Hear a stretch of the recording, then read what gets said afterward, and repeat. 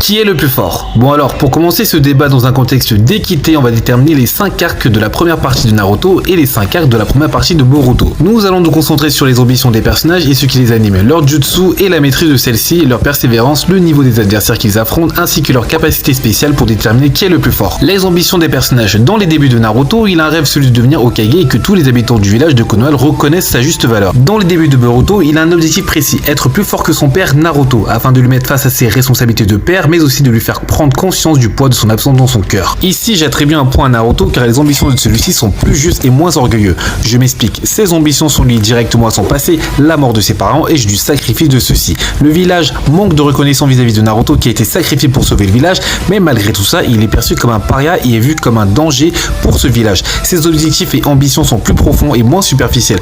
Boruto à l'inverse cherche à l'attention de son père qui est totalement légitime et c'est son droit en tant que fils. Cependant, ses ambitions au début sont bien plus